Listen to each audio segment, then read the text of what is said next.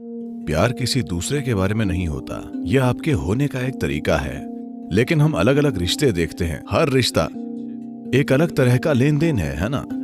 और अगर आप नहीं जानते कि उस लेन देन का उद्देश्य और उस लेन देन की प्रकृति क्या है, तो आप उसे जरूर उलझा देंगे। प्यार जीने का एक तरीका है, रिश्ता एक लेन देन है।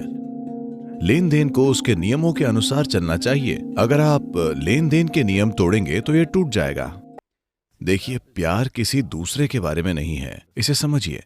रिश्ते दूसरों के बारे में होते हैं। हम अलग अलग तरह से लोगों के साथ अलग अलग संबंध रखते हैं, है ना? ये इस पर निर्भर करता है कि हम कैसे काम कर रहे हैं। अब आपका बच्चा आता है तो आप प्यार से उसे पकड़कर अपनी गोद में बिठा लेते हैं। आपका पड़ोसी आता है तो कृपया ऐसा ना करें। पर क्या आप अपने पड़ोसी को बिना उसे पकड़े उतना ही प्यार कर सकते हैं? हाँ या ना? तो आपकी माँ आती है, आप ऐसा करते हैं और अपने प्यार का इजहार करते हैं। आपका कुत्ता आता है, क्या आप अपने कुत्ते को अपनी माँ जितना ही प्यार कर सकते हैं? ओ, वो कुत्ते की माँ के साथ तुलना कर रहे हैं। बिल्कुल बकवास है। मुझे बताइए, जब आप वाकई अपने कुत्ते के बारे में बहुत अच्छा महसूस करते हैं, तो क्या यह किसी भी चीज से कम या किसी चीज से ज्यादा होता है? प्यार किसी के बारे में नहीं होता, यह आपके होने का एक तरीका है।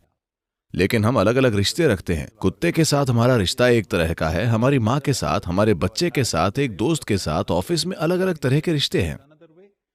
रिश्ते लेन देन के होते हैं। लेन देन को समझदारी से निभाना पड़ता है। आप सभी के साथ समान लेन देन नहीं रख सकते, यह बहुविवाह है। हर रिश्ता एक अलग तरह का लेन देन है ना?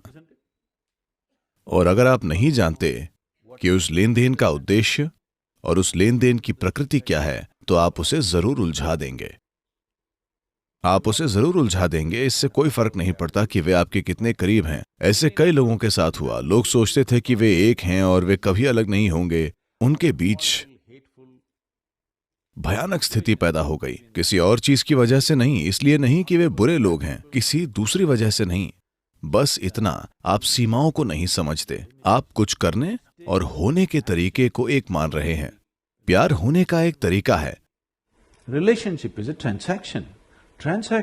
रिश्ता एक लेन देन है। लेन देन को नियम के अनुसार चलना चाहिए। अगर आप लेन देन के नियम तोड़ेंगे तो ये टूट जाएगा। पर आप अंदर से कैसा महसूस करते हैं, इससे किसी का कोई लेना देना नहीं है। दूसरे इस पर असर डाल पाए, ऐसा नहीं होना चाहिए। आपके भीतर, विचारों में, भावनाओं में, शरीर में और आपकी ऊर्जाओं में आपका अनुभव अद्भुत होना चाहिए। आपको ऐसा ही होना चाहिए। अगर आप अपनी भावनाओं में मिठास महसूस कर रहे हैं तो आप हर उस चीज से प्यार करेंगे जिस पर आपकी नजर जाएगी। लेकिन लेन देन अलग होगा। मैं कैसा हूं, मैं दूसरों के साथ जैसा व्यवहार करता हूं, मैं आपके साथ वैसा ही लेन देन नहीं कर सकता, है कि नहीं?